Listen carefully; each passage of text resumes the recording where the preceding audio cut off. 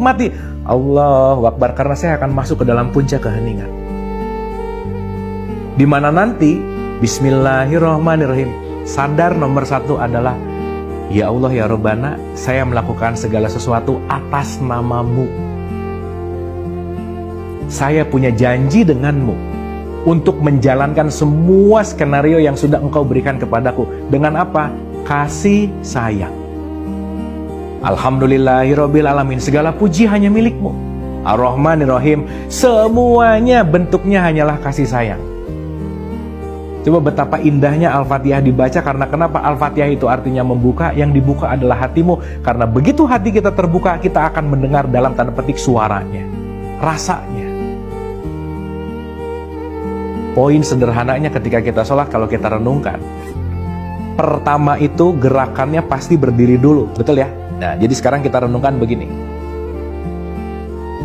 Kayak ini untuk memudahkan. Ada otak, ada hati, dah gitu gampangannya. Otak ini isinya ego, ada keinginan, mau-mau, dan seterusnya. Hati ini isinya adalah zatnya Allah dalam tanda petik. Berarti kalau mau berjumpa dengan Dia, caranya gimana? Turunkan ego. Maka begitu kita menurunkan ego, yang akan aktif adalah zat kasih sayangnya Allah. Maka ketika kita sholat, pertama berdiri dulu tuh. Otaknya di atas, hatinya di bawah. Maka kita disuruh dilatih nih. Coba ruku dulu dong. Ruku kan gerakannya begitu. Antara otak dan hati itu sejajar. Coba distabilkan tuh antara pikiran sama hati. Jangan membiarkan otakmu ini keinginan-keinginan ego yang mendominasi. Setidaknya sejajarkan dulu dengan hati nurani. Karena kenapa? Allah tuh tidak ada di otak dalam tanda petik, tetapi ada di rasa. Membiarkan Allah yang menjadi nakhoda, membiarkan kasih sayang yang menjadi nakhoda, disejajarkan. Itu fungsi ruku.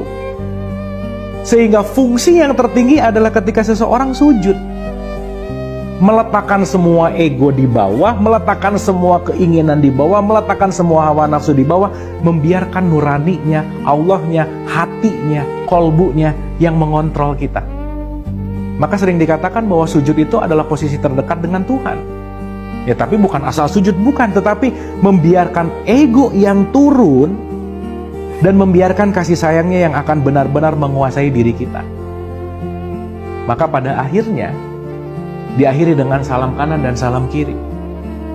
Artinya, sholat itu mengaktifasi Allah yang hadir di dalam diri kita agar sifat kasih sayangnya hadir di dalam diri kita, agar poin pentingnya adalah sifat kasih sayang itu yang menjadi dasar fundamental dalam menjalani kehidupan kita.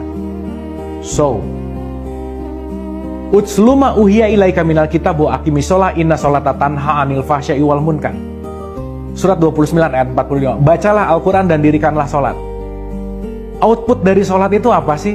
Mencegah perbuatan keji dan munkar. Maka ini hal yang paling penting mungkin yang bisa disampaikan di pertemuan ini, di episode kali ini. Kalau kita berbicara sholat itu 5 waktu, yang 5 waktu itu adalah ritual sholatnya.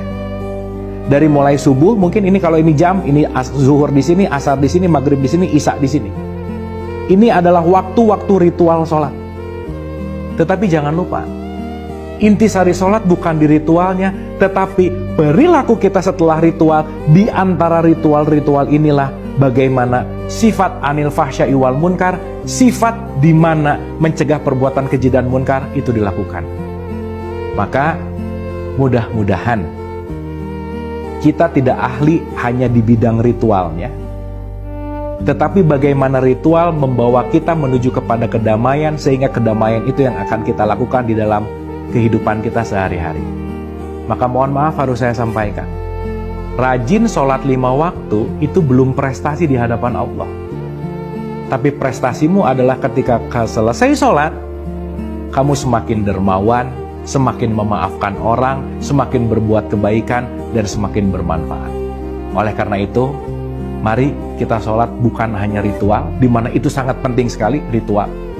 Tetapi mari kita jadikan setiap saat adalah sholat, setiap saat adalah terhubung dengan Allah, setiap saat adalah menjadikan kasih sayangnya perilaku kita untuk bermanfaat dan selalu berbuat kebaikan. Selamat sholat, terima kasih, mohon maaf lahir dan batin. Wabillahi taufiq wal hidayah. Assalamualaikum warahmatullahi wabarakatuh.